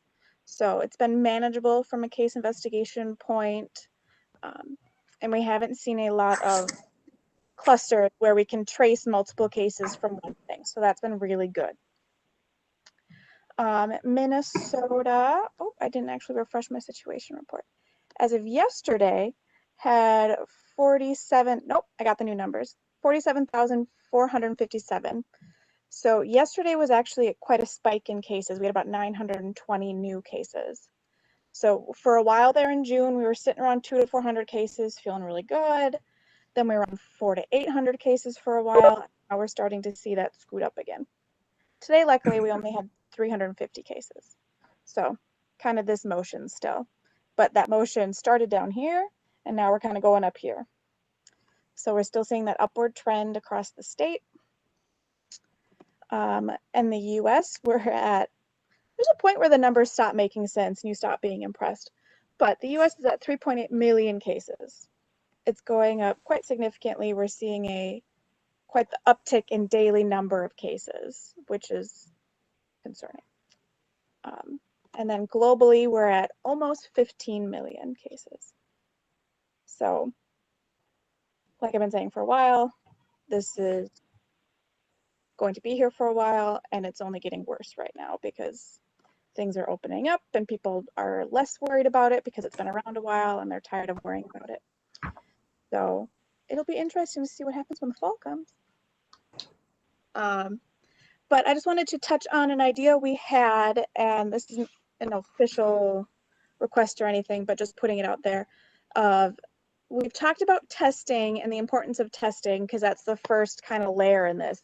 If you're not tested, we can't, do any case investigation. We can't trace your contacts. We don't know you exist. You're going to go about and do things that you might not do if you had tested positive, making different choices. So testing is a really important first piece of this equation. And Essentia does provide testing in Pine County. You have to go through an online visit, and then you can go in and do the testing. My hope is that we could use some CARES dollars to buy basically a van, so it can be a mobile testing site, so that we can basically beep boop around the county and access these really hard to reach populations, and offer it barrier free. So you come, you say I need a test, great, we're going to test you. We'll provide you information about it. We'll run the test. We'll get a hold of you if it's positive or negative. We're not concerned about insurance. We're not concerned about, honestly, you could probably lie to us about your name as long as you give me a number that lets me reach you and make sure that you know what's going on in terms of if you're positive or negative and how to make good choices based on that. So our hope is to get this van, and then eventually we'll do the testing, but then eventually we'll also be doing vaccinations, hopefully sooner than later, but who knows. And that would also allow us, which is to provide mobile vaccination clinics around the county, because we know that some people have a hard time accessing Pine City or even just getting to Sandstone. So being able to go into the community has been discussed well before COVID, of how if we want to support the community, we need to get into the community. So this is one way to do that, is to have a mobile center, and it just makes it easier for logistics. So I'm still figuring out details of how much it would cost, what kind of van it would look like, but that's just kind of our idea. And I do know a couple other counties are also looking at it, so I'm not the only crazy person thinking about it. Sam, this is David. If I could just ask two questions. One is, have you had conversations with the local healthcare providers and kind of what is their take on testing and their take on the county's role? And then can you talk about how you would staff that? Would that be your staff or would that be someone else? Yep. So we've had conversation with Essentia. They are doing, okay with testing right now. The concern is that if tests need to ramp up because we have an outbreak, because we just have more cases happening, because we have more cases happening everywhere, that they might run out of capacity. They also don't have the capacity to go out into the community like we would hope to do. The other piece that you asked about for staffing, we do have nurses on staff, but we would be using public health staff to do it. It would be likely half days, just based on couriers of picking up the testing samples and bringing them down to the lab to run the test. Just makes things easier to just pick them up same day. So it would be half days, and depending on need, it could be multiple days in a row. It could be every day. So the nice thing about it is that it's flexible and that we can respond really quickly to the community's need if things come up. Whereas if we're working with the National Guard and the state or Essentia, they're a much slower mechanism to get things in place. Even in COVID time, they're slow. So there's a lot of benefits to us being able to provide testing, and we would work with the state to get testing kits and work with them to get lab spots. So there's some coordination there, but does that answer your questions, Dave? Thank you. Yes. All right, anybody else got any more questions for that, for Sam? Okay, well, thank you, and let us know what's happening, I guess. Okay, so now we're on to, I guess, where are we at, David? We're at.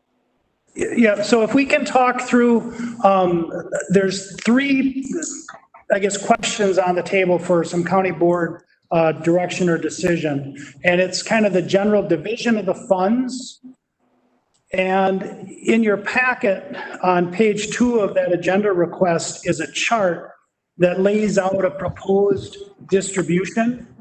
And we have a contingency of about $350,000. And that's exactly what it is for. We know between now and December 1st, there will be things that come up that we're unaware of today. So this would be to reserve some funds for the future use. We have $900,000 identified for Pine County costs. So this would reimburse the costs that we've incurred for modifications to the courthouse, for staffing the response, et cetera. There is $54,000 that the county received that is for the very small cities and townships. So I just pulled that out so that everyone's aware that those jurisdictions can request reimbursement from the county. We have Lakes and Pines for $50,000. That's the housing assistance that was discussed earlier. And then Family Pathways, $30,000. That's the food support. The business assistance, the total is the 1.8 million with $500,000 proposed for phase 1. Nonprofit assistance, we don't have that program developed yet, but we're contemplating reserving $400,000 for that program. The HHS directed assistance. And Becky, are you on the call? I can't quite read all the names, but you have some insight into what these funds could be used for if you want to give a little explanation. Sure. So thank you. My name is Becky Foss. I'm the Director of Pine County Health and Human Services. And there is a set aside, I'm not sure what else to call it, for HHS directed funds. And so right now we have about 3,000 going to the Veterans Services Department. No matter where you are in Pine County, as far as what the needs are, we're hearing a lot about the need for food. And so we have purchased some gift cards to local food stores because that's a need for veterans too. Mindy has seen an increased need for that. She does refer them to applications for economic assistance programs, but between when you come in to chat with Mindy and when you may be approved for SNAP or some other food support program, that could be a week or longer. So this helps them get through that time. And so we are hearing a lot about that. And also just what we see sometimes with the younger families is the food, is the diapers. So if you're out of work, and as we know, the unemployment, $600 a week may be ending soon, this gives us some flexibility in what to do with that. Thank you. And then the last category on the list is broadband. There's no dollars assigned to that. I know there's been some conversation, well, there's been a lot of conversation about the shortfall for telework is often the broadband at the home. The stumbling block for students oftentimes working remotely is lack of broadband at home. We don't have a program for that. And so that was more of a placekeeper just to see if something developed. But as of today, we have not developed anything. And so in my mind, that category could fall away unless the commissioners wanted to give some other direction. I just have a question. Oh. Go ahead, Matt. Yeah, so when we commit to the amounts, how soon will we, if we realize we're not seeing so much here, can we move things around and adapt to what we see this county? You know what I mean? So if we commit and we have some like Initiative Foundation doing something, we say this is the dollar amount. We have the ability to move it on this. Yes. So any allocation that you would make today is really only subject to a different allocation in the future to the extent the funds aren't spent.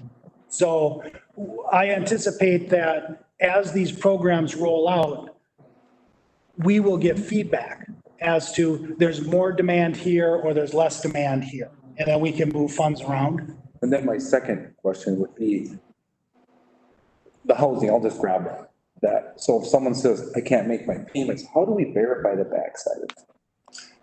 That is what Lakes and Pines is for. So they do the verification today for housing programs. And so they would, in essence, use the same type of application. to review that and to determine, If they need. yeah, and I think. No, I don't mean to put you on a spot. I think Dawn was gonna drop off the call, and I don't know if she's still here or I'm not. still here. Do you want to give a better answer to Commissioner Ludwig's question? Yeah, we would follow a similar process we do now. We need a third-party verification, either the statement from the landlord that the tenant is behind so much. We work with a lot of landlords in the area, over 200 for the 7 counties we serve. Or the mortgage company, we get statements from the mortgage company. One thing we had discussed with Dave and Becky was how do we make sure we're helping residents and not folks with summer homes? So we are able to check property listings, and if that comes up, we're gonna ask the county for their help to help us make sure that we're helping residents and not summer people pay their rent or mortgages. Some of it is on faith, but mostly we're pretty good about figuring this out. There's something usually doesn't ring quite true. If somebody's trying to access money they might not be eligible for. And we ask a lot of questions like, hey, can we help you apply for SNAP or MNsure? Some of this funding is going to go to higher income folks, the folks that aren't eligible for the low income programs. So it'll be a new population for us, but we do have experience in making sure as we can be, that we're paying legitimate costs to keep somebody housed. There's no guarantee we're going to be perfect, but. Sure, thank you. Yep.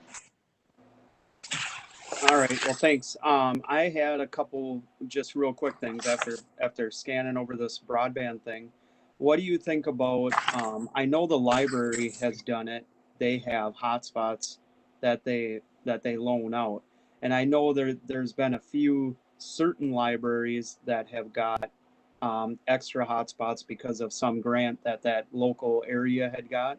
So I don't know if that would work, but maybe we could reach out to the library and somehow in this, we could purchase a few hotspots, just for the Pine County libraries. I'm just throwing that out there when I looked at it, just brainstorming something that could hit the ground, rather quickly. Maybe reach out to them and see what maybe they're not even available right now. I don't know. I would assume they're not easily purchased along with everything else right now. But the other real quick thing as I sit here brainstorming as far as business assistance, the one thing I think falls through the cracks a lot too is daycares. I think they were hit very hard.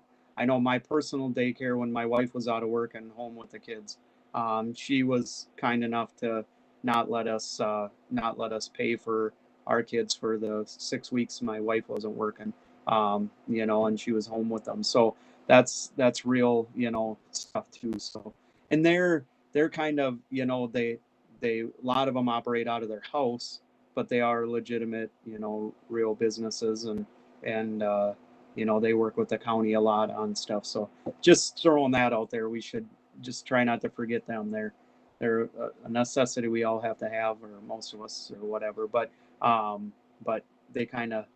not a storefront type of thing, either. So, all right. So what are you looking for, David? You want us to have a motion on this, like Roman numeral number 1 we'll go through, or you want consensus?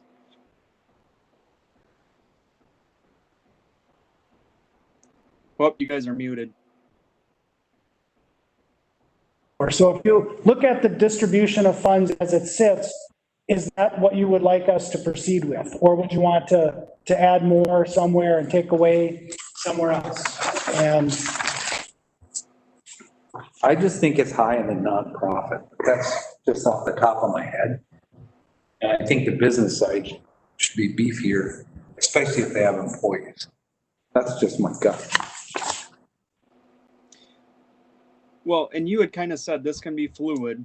So if we get into it and the business assistance is needing way more, we can maybe roll this around a little bit, or, but I think it's a good start, I think anyways. So, yeah, and that's the phased approach. I think Matt gets to your point that we don't know. Right. And so we want to be able to be flexible going forward. And I do, based on what we have heard so far, the nonprofit community, this amount of money seems maybe large. So I think, we're hearing the same thing you're suggesting. But that may change as soon as word gets out. Yeah. Okay, so we did miss the first little bit of your talking there. You guys are muted, so I don't know, what, did you say you wanted did you want a motion and? Yeah, I think a motion would be good because after today, we're going to start down the road of actually expending funds. So Family Pathways will start working, Lakes and Pines will start working, we'll continue to work with Don. And with the business piece, we're probably out till September before we actually issue a check. But getting, a motion that would authorize these distributions gives us assurance that we can start to spend the money. Okay. Mr. Chair? Yeah. So just because I want to, so how often are we going to be updated at the board level? So do we have to make the changes, or is the committee, or how is this working? So I think this is a change instantly. Between board meetings, I'll continue to work with the Economic Development Committee, which is Josh and John. And then every board meeting, I think we can make a report. Okay. And provide, an update of here's what we have done so far. Here's issues we've identified that maybe we hadn't discussed enough yet that you want to be aware of. Okay, so we're going to go through these 1, 2, and 3 then, right? Is that kind of what your plan is? Yes. Okay, so on number 1, general division of funds for various proposals. If everybody's okay with the way this chart is looking, obviously it's going to be fluid. So if it's got to rearrange and move around, like Matt and David just said, we're going to be reviewing these as needed with the Economic Development Committee and then board, every board meeting, so twice a month at least. So if everybody's okay with that, we'd entertain a motion for this. I'll move that, Josh. Okay. Holland made a motion. Is there a second?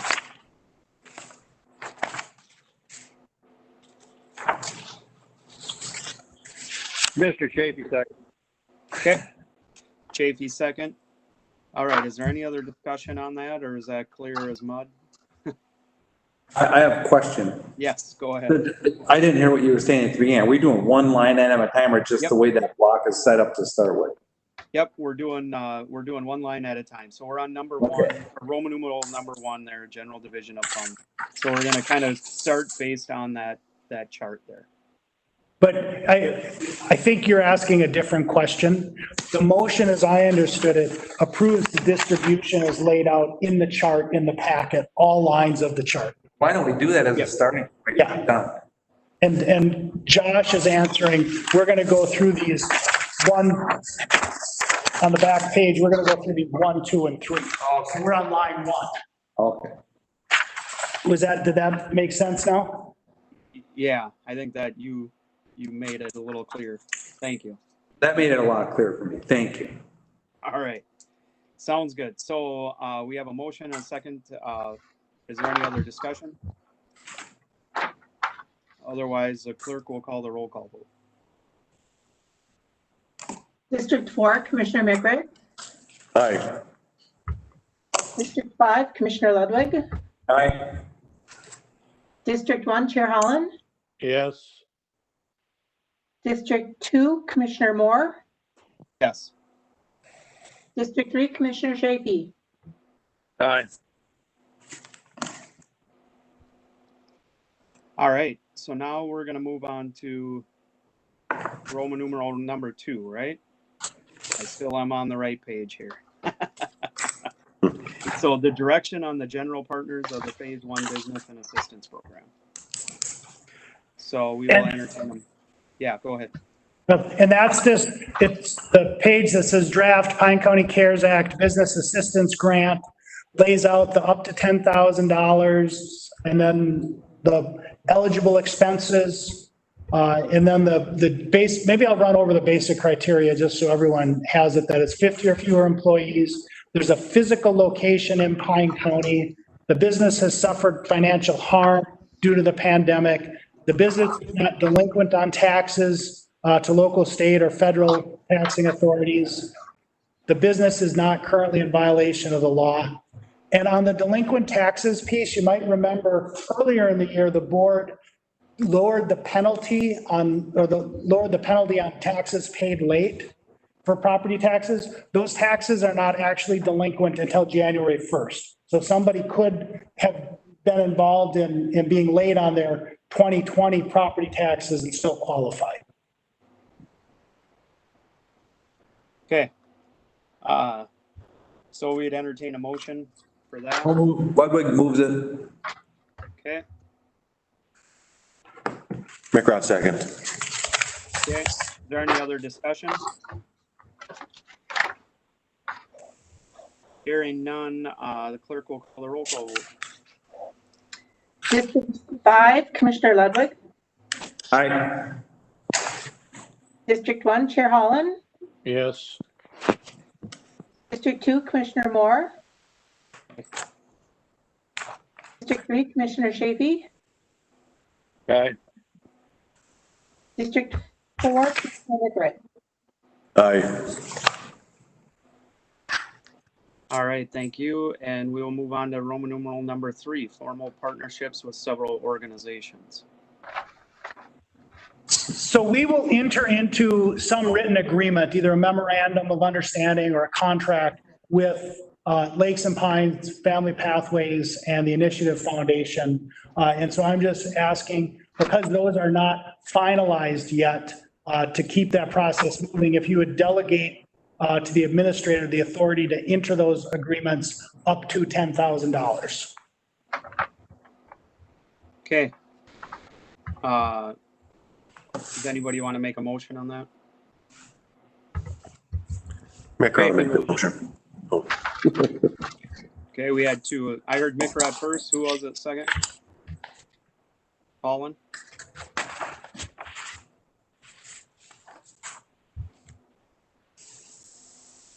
Did we have a second? But I can. Okay, I thought someone else did. Maybe it was Chafee. I don't know. I think Chafee did. Okay. Okay. Sorry. All right. So we got Microd made the motion and Chafee second. Is there any other discussion? Okay. Hearing none, the clerk will call the roll call vote. District 1, Chair Holland. Yes. District 2, Commissioner Moore. Aye. District 3, Commissioner Chafee. Aye. District 4, Commissioner Mickert. Aye. District 5, Commissioner Ludwig. Aye. All right. Perfect. Thanks a lot, guys. And thanks everybody for your help on that. And we'll be talking to you a lot more as we go forward here. Hopefully we can get it out to people that need it. So, all right, moving on. We'll move on to number 6, second quarter 2020 budget report. County Administrator. Mr. Chair, members of the board, obviously this last quarter has been a lot of uncertainty in the economy. Pine County has tried to respond responsibly financially.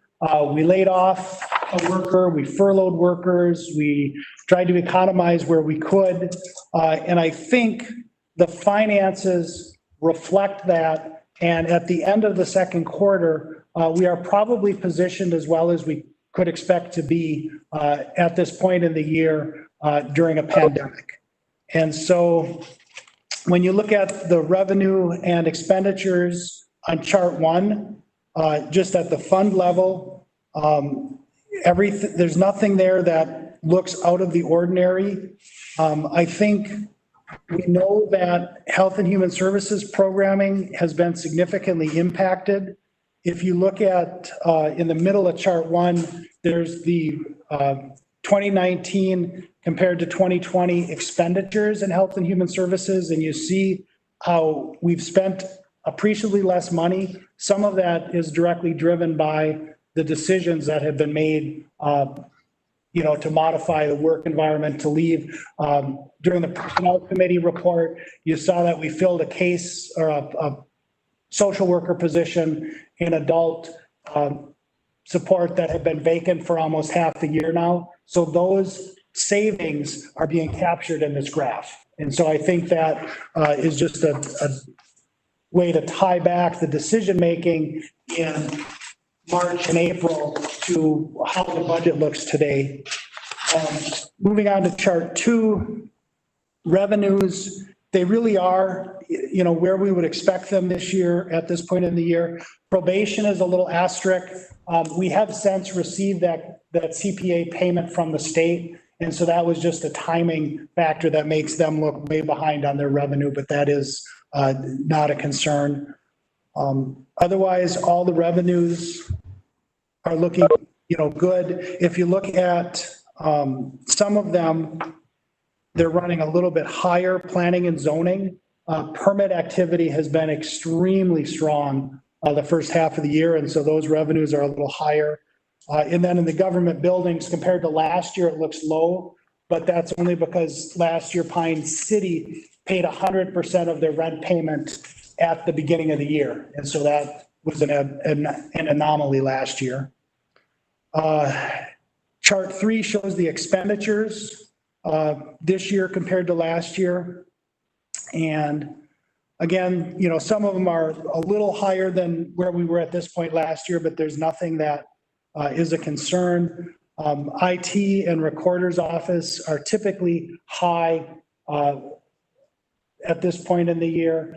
And then obviously with IT, we've had some extra expenses just to convert to telework. I expected that to be higher. And then the chart 4 just hones in a little bit on Health and Human Services. And then the chart 5 is maybe the surprise chart of the day. And that looks at sales tax collections through the end of June 2019 versus 2020. And we actually are ahead as a percent of collections this year than last year. We've actually collected more real dollars than we had a year ago. And I looked at the state, and the state general sales tax collections are 1.5% above the revised revenue forecast. So you remember back in, I think it was May, the state did a complete reforecast that showed the $2+ billion shortfall. Based on those revised revenue projection, their sales tax receipts are actually 1.5% above where they were projected. So they may have been overly pessimistic in the projection, or the economy, the retail economy, because the general sales tax is retail driven, is doing better than maybe it should be, or than we would think it would be doing. So I don't know how to read the tea leaves on that, other than to say the sales tax numbers are stronger than one would have thought.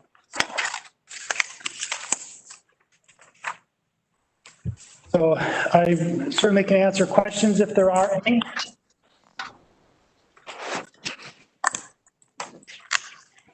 Right, anybody got any questions for David? Thank you. It is interesting to look at it and look and see kind of where things are. I think the biggest thing is, as far as sales tax, retail being involved in the retail, is product supply. I think it probably would be higher, and everybody could probably attest to wanting to purchase something that you just physically can't get right now. So if that product supply comes in, I foresee it even doing better. So we'll see what happens, but hopefully. All right, any other questions on the budget report? You don't need no action on that, right? That was just information. No action is required. Okay, so we will move on to commissioner updates. Northeast Minnesota Area Transportation Partner. Oh, that's canceled. Suppose I should read the whole thing before I talk. Soil and Water Conservation District. Yes, we had our meeting July 13th. Went through the One Watershed, One Plan to Maggie presentation again. Soil and Water approved the plan, so that's going forward. Otherwise, this is pretty much a general basic meeting on that. But I want to just remind you guys that with our juvenile detention down in Lionel, and I know we were gonna have a presentation earlier, but COVID got in the way of that, but right now, we have contracted to date at our last week, I think 182 beds or something like that. We've used 31. So we're already at over $8,000 of a bill sitting there. Just so you keep it on your radar, because last year we had to pay up some of those dollars. But they are, I'm only gonna say kind of working on resolving the problem. So that's that. I didn't have a meeting, but I get the updates. Okay. Sounds good. Thanks, Matt. East Central Solid Waste Commission. We had a meeting last Monday.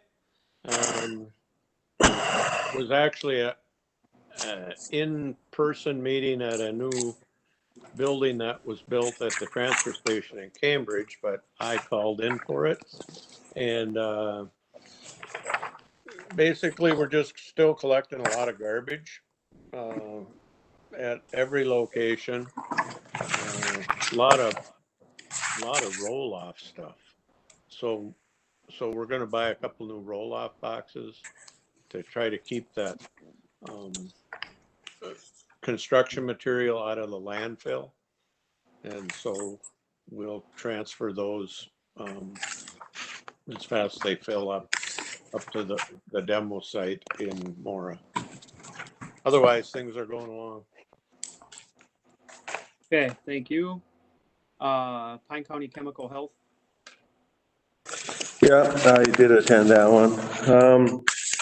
Brief little meeting. We had our year-end pollution report. Everything seemed to be going fine, but there was a few members of some of the sectors that aren't represented in our group there. We're trying to reach out to them and see if they're showing any interest in coming to our meetings and giving some feedback to us. The T21, which goes in effect there August 1st. Answer, Association of Non-Smokers in Minnesota. They have been reaching out to local realtors to notify them of the new law.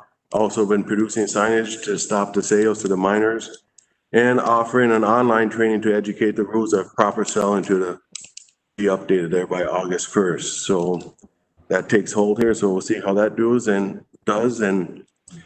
on that same topic about the compliance checks of that, the coalition approved spending up to $1,000 from now until June 30th of 2021 to help funding that, so we can go out and see who's complying and who's not complying.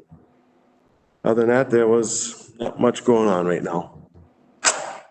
All right, thank you. GMPTC summer membership meeting. Yes, I also attended that one there by webinar.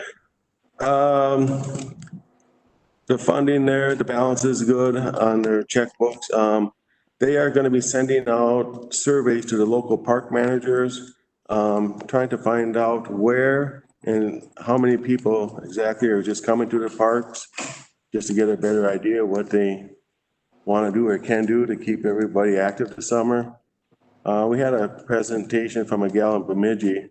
It's very interesting listening to her, what they've been doing up in their parks, seeing that they're closed. They have, they usually have a big run in there in March, a 5K run, but they had to cancel. So instead they have a virtual 5K run now, which is kind of interesting. People just keep track of their steps throughout the day or whatever, and then there's no time limit on it. It sounds like they just sign up for it, and when they reach their 5K, somehow they convey it to her through email, whatever, and then they send out a little plaque to them, a medal, I should say, shaped like a medal, but it's actually made out of wood, on their accomplishments of that.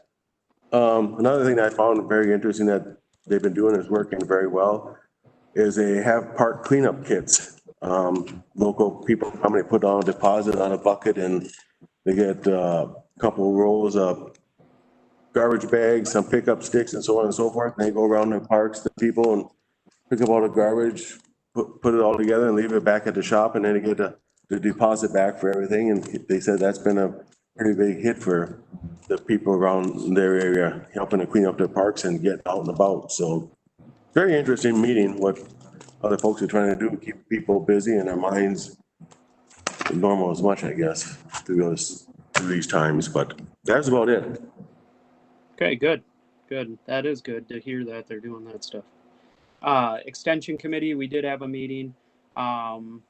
We had talked a lot about the COVID-19 stuff, about how it's infecting the fairs, 4-H, all that stuff. They kind of work all year for that one event that they're not going to have. So they're looking at different ways of possibly, being able to have virtual stuff and still have some of the options and that kind of stuff. The other thing they did talk about a little bit of the CARES Act funding for agriculture.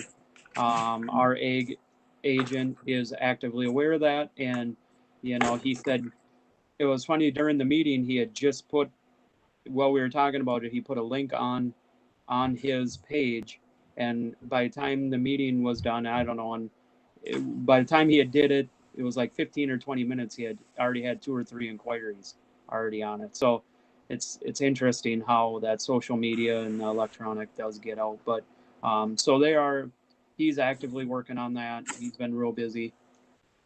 And I don't know, David or Kelly, did you guys have anything to add? I know you guys were both there, but it was a pretty quick meeting for an extension meeting. So, but we had a lot of good stuff. Lakes and Pines Community Action Council. Some Pines, I dialed in yesterday and we had the result of a lot of work that had been done prior to that. And shout out to Becky and David for reaching out to Lakes and Pines. Pine County kind of has set the example for surrounding counties on how to go about, like on this housing thing, is to partner with Lakes and Pines and shove some of our CARES Act dollars towards them and let them, they already have the programs in place, let them take care of them. And that seems to be a really good fit. So they have a lot more counties other than Pine County that are going to end up doing the same thing that we just had a presentation today, but the other counties aren't quite ready for it. So thanks Becky and David for being proactive on that. All right. Is there any other meetings anybody wants? Mr. Chair. Yeah. Mr. Chair, Ludwig, this is mostly for our clerk there. On SWCD, I think I said the meeting was the 13th. It was the 8th. I was looking at my wrong set of notes. So it was July 8th for that meeting. So thank you. Thank you. All right. Anybody else have anything other? Otherwise, Blue Ribbon, the AMC Blue Ribbon Task Force had taken some time off. We did meet last Wednesday, and we'll meet again tomorrow and get some more background information. I'm sure a lot of it will be update. Tomorrow's meeting will be an update on the legislative session that just got done. So anyway, we'll move forward from here. okay. Sounds good. Take a peek at your upcoming meetings. And then we're going to go into closed session here. But I think before that, let's take a quick 5-minute break. And then we'll boot everybody off that's not invited to the closed session. Mr. Chair? Yep. So actually, the way we've structured it is nobody has to leave the public meeting, whether they're in the meeting room or on the online meeting. So the plan is that the three of us, Commissioners Ludwig, Mickrot, and myself, will move to conference room B. And then anyone, commissioners who are remote, should exit the public meeting and enter the closed meeting WebEx, so that it's easier for the public. If, I don't know if any public is on the call, but then they don't have to mess with being bumped out or trying to come back. Then after the closed session, we will physically walk back into this room, and then commissioners who are remote can physically or remotely rejoin the WebEx for the public meeting, and Ryan will stay on the public meeting for the duration, so that there's that availability. And I did put into the agenda my thought that there is unlikely to be any public business conducted after the board reconvenes in the public meeting. And so commissioners, if you think that's not true, if you could disclose that, because I think in good faith to the public, it's kind of inconvenient to sit around waiting and not knowing what may or may not happen. But there's no public business that will need to be conducted after the closed sessions. So we will hang up this video call and dial into the new video call, correct? Yep, you should have an appointment from me for 11 o'clock. Yep. That is the closed meeting WebEx. Okay. All right. Everybody got that? Yep. Let's take a 5-minute break in between there or whatever. So I got 12:02, so let's do 12:07. We'll start the closed meeting. All right? No, stop. Okay, yep. If you're going to go into a closed session, you need to make the motion in an open session. Okay, So all right. If you want to recess and then come back and close it, or close it and take a break on the way to the closed meeting. Yes, that's what we want to do. So Okay, if do you want me to read all this? Yes. Procedure for conducting a closed meeting via Oh, electronic. no, I'm sorry. I think I can wordsmith the motion if you'd like me to do that. Okay, so we just need a motion to go into closed session. Yeah, so the motion would be, I move to go into closed session as permitted by Minnesota statute 13D.03 to consider strategy for labor negotiations, including negotiation strategies and development, discussion and review of labor negotiation proposals, and to go into closed session as allowed by Minnesota statute 13D.05 for the purpose of evaluating the performance of the county administrator. Ludwig will move that. Okay. Mickrot second. Okay, we got motion second. Is there any other discussion? All right, the clerk will call the roll. District 2, Commissioner Moore. Aye. District 3, Commissioner Chafee.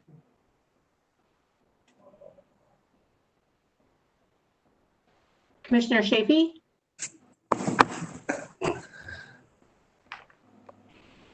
Is he on there? He's off the call. Yeah. Okay. He must already went. Okay, I'll mark him as unavailable. District 4, Commissioner Mickrot. Aye. District 5, Commissioner Ludwig. Aye. District 1, Chair Holland. Yeah, Frankie. I think he left too. He dropped off too. They're already over on the closed session side, so. All right, I'll mark Chair Holland as unavailable as well. Thank you. All right. We will see you on the other side, guys.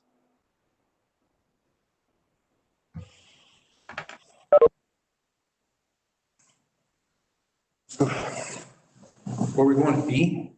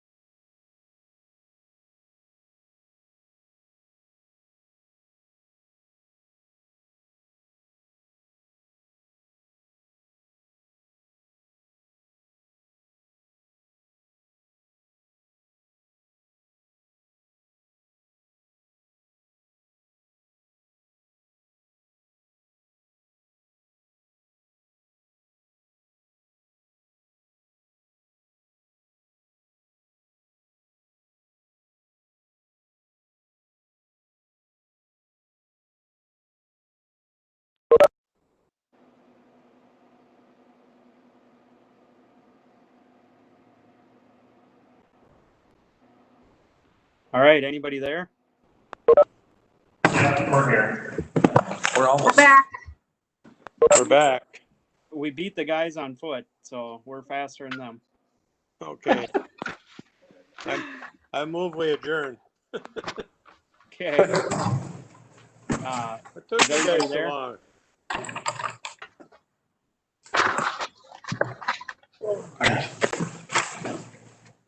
I move we adjourn. Whatever. Okay, there's a motion to adjourn, or are you just calling for adjournment? Either way. Second. Okay, we got a Josh. motion and a second on adjournment. Is there any discussion? Should we do a roll call vote, or should we just call the meeting adjourned? Just call it. All right. Yeah, and actually, the chair has the authority to adjourn the meeting, so. Okay, sounds good. We'll adjourn the meeting. Thanks, guys. Thanks a lot, Josh. Yep, thanks. Get better soon, Steve. Okay, Josh, Yeah, Josh. Yep. Call me when you get done. sounds good. I'm gonna probably eat something quick, Steve, and then I'll call you back, okay? Okay, thanks. Bye. Yep. Steve Holland, are you still there? Looks like he's gone. He's gone. Okay, thanks, guys. Hey, Deb, do you want somebody to sign, or do you? Well, I do, but that's what I wanted to run by Steve. I guess I'm not sure what protocol is with this. Yeah, figure it out and let me know. If you want me to run up there and take care of it, I can. All right, I'll check with Dave and I'll let you know, Josh, if I need you. Okay, perfect. Okay, thanks. Bye-bye.